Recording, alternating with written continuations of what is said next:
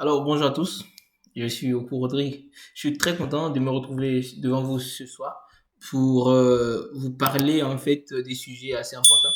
Alors, j'ai décidé de créer cette rubrique qu'on appelle En pas en génie civil pour vous raconter des histoires, vous donner des astuces en ce qui concerne le génie civil sur des ouvrages qui plus ou moins ont marqué leur génération ou ont constitué tant bien que mal des sujets d'actualité assez profondément étudiés.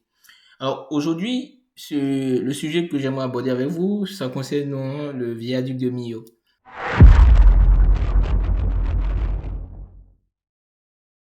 Alors pour ceux qui sont contemporains du génie civil, ils savent très bien ce que c'est que le viaduc de Millau. Alors le viaduc de Millau, c'est un viaduc qui a été construit au sud de la France, dans une ville appelée Millau.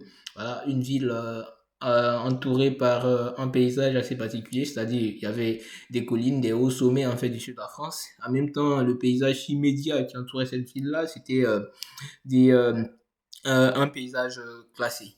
Donc on ne pouvait pas l'exploiter n'importe comment. Alors, qu'est-ce qui a engendré la construction du viaduc de Millau? Il faut se replonger au début des années 80. Les vacances, ça se mérite. Des kilomètres d'embouteillage pour aller chercher le soleil. Ici, dans la traversée de Millau, les automobilistes ne sont pas étonnés. Certains sont même déshabitués. Tous les ans, c'est les mêmes. Depuis 25 ans, ça n'a pas changé. Alors, quand est-ce qu'on va voir le viaduc? Millau avait en été et aux jours de pointe de vacances à Pâques aussi très mauvaise réputation à cause de bison futé. Qui dit aux usagers de la route, évitez Millau. Et quand pendant des années, vous êtes maire d'une ville qui s'appelle Millau et que dans les oreilles, vous avez la radio qui vous dit évitez Millau, vous êtes un maire un peu dégradé à cause de ça, vous êtes le gars du bouchon.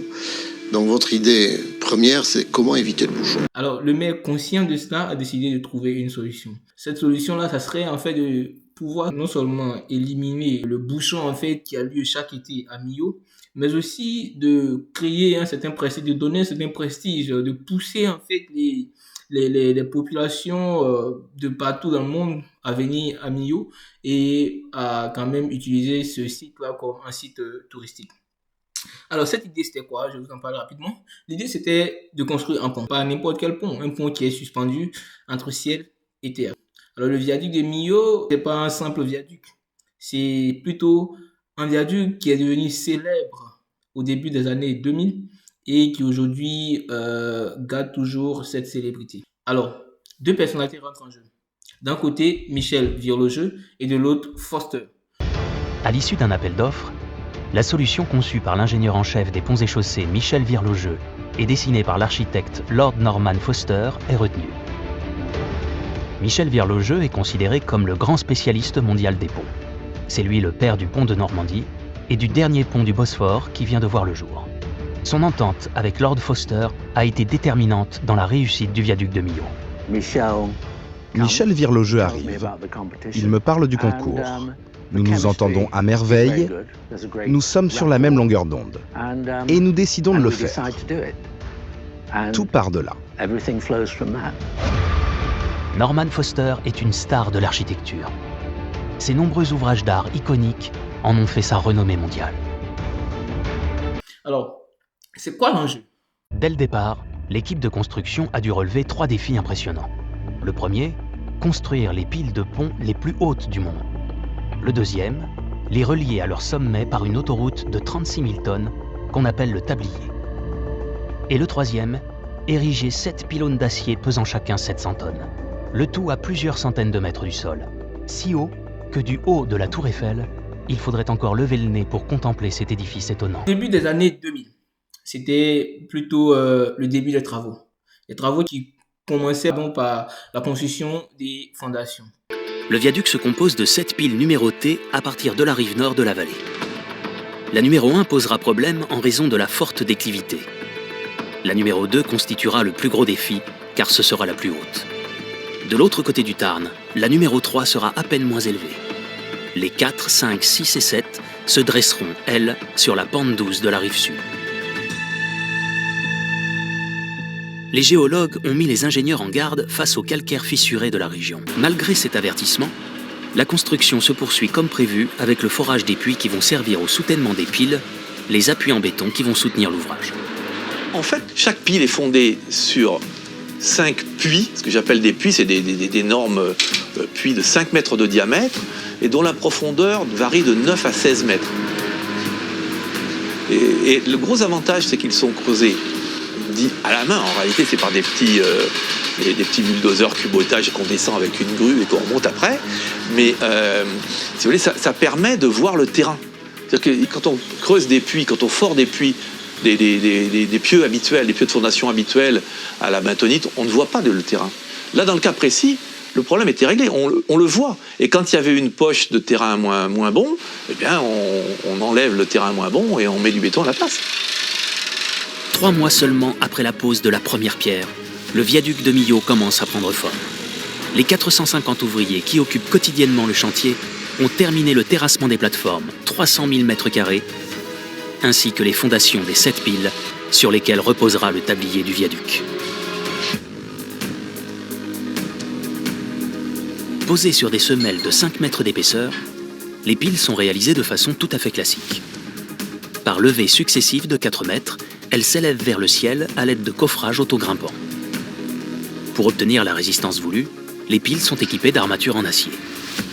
Au total, 16 000 tonnes d'armature seront hissées en position.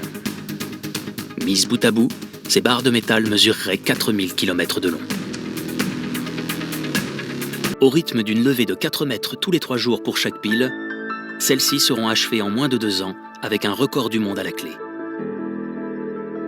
245 mètres pour la pile P2, qui deviendra la plus haute pile du monde. On en vient à la construction du tablier qui commence dès les années 2003. Étant donné la longueur du pont qui faisait 2,5 km et aussi la distance entre les 7 travées qui était vraiment très énorme, il fallait quand même construire notre tablier pour que le poids de ce tablier là soit faible. L'équipe décide de construire l'ensemble du tablier en acier sur la terre ferme. Les opérations ont commencé dans l'usine de Lauterbourg en Alsace, sous la houlette de Marc Buonomo, le directeur de la division ouvrage d'art.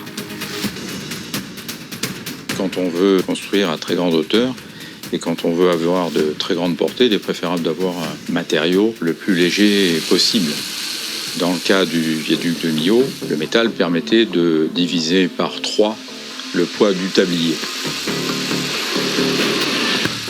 Ce puzzle géant se compose de 2200 panneaux, dont certains pèsent jusqu'à 90 tonnes et mesurent jusqu'à 22 mètres de long.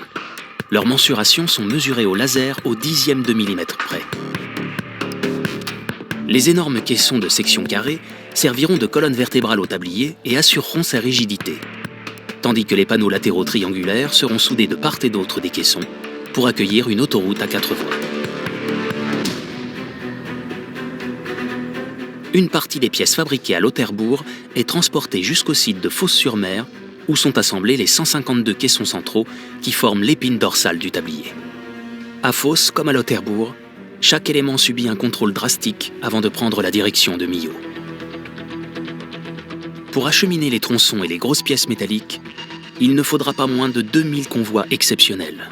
Et une fois cela a été fait, il fallait quand même trouver une autre solution pour pouvoir construire les tabliers, puisqu'on peut pas construire directement sur les piles, étant donné les différentes contraintes que j'ai citées. Donc il fallait trouver une solution pour construire ces piles-là, et c'est en cela qu'on on a pensé à la solution en fait de la construction du tablier par poussage. Le poussage, en fait, c'est une technique de construction de pont, en fait, qui a été imaginée par les ingénieurs français, qui consiste quand même à préfabriquer tous les tabliers sur une rive et à pousser ce tablier-là graduellement et progressivement, en fait, de sorte à ce que ça puisse être posé sur les piles, normalement, comme cela a été conçu. Une fois parvenus sur les 2 centres d'assemblage de chaque côté de la vallée, panneaux latéraux et caissons centraux sont assemblés, ajustés et soudés pour former les 2 tronçons du tablier.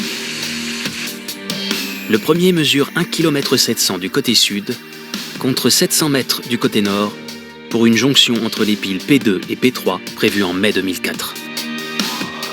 Mais faire que ces 2 tronçons finissent par enjamber le Tarn s'annonce comme un défi à nul autre pareil.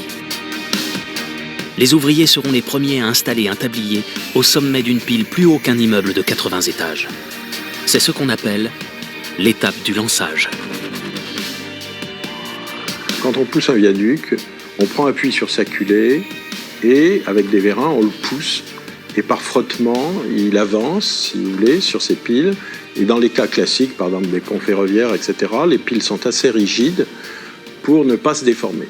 Dans le cadre du viaduc de Millau, avec des piles qui variaient entre 264 mètres et 150 mètres, les piles auraient été beaucoup trop souples.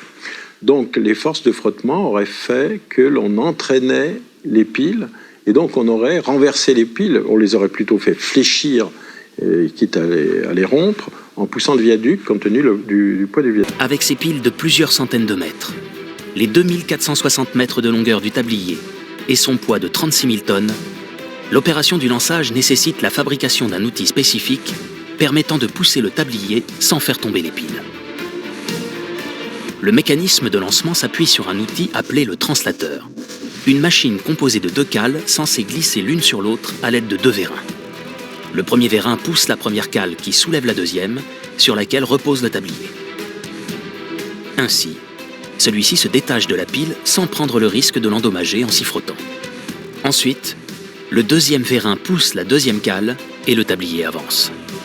Pour un ouvrage aussi grandiose, 64 translateurs sont nécessaires. Ils sont placés sur chaque pile et s'activent en même temps pour que le tablier puisse avancer à pas successifs de 60 cm. Et une fois le poussage fini, il fallait faire ce qu'on appelle le clavetage. Le clavetage, en fait, c'est de venir souder, relier les 2 tabliers qui ont été poussés de part et d'autre du pont, de sorte à ce que les 2 puissent se coller. Et tout d'un coup, sous nos yeux, ces 2 tabliers-là se rejoignent.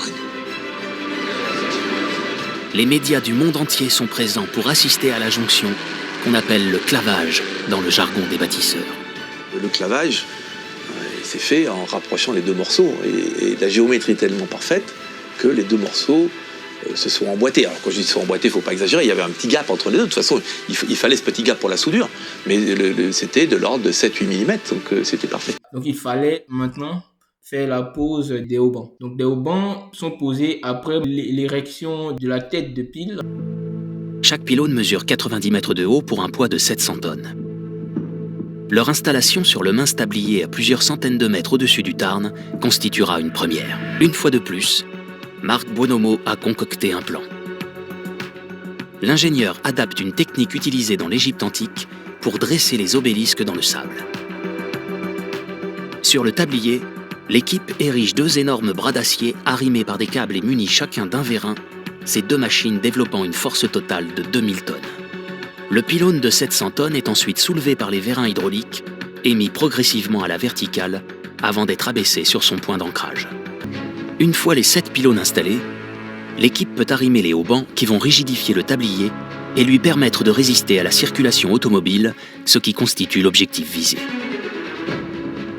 Le poids de la chaussée dépasse dès lors les 40 000 tonnes et les 154 haubans devraient l'empêcher de s'effondrer.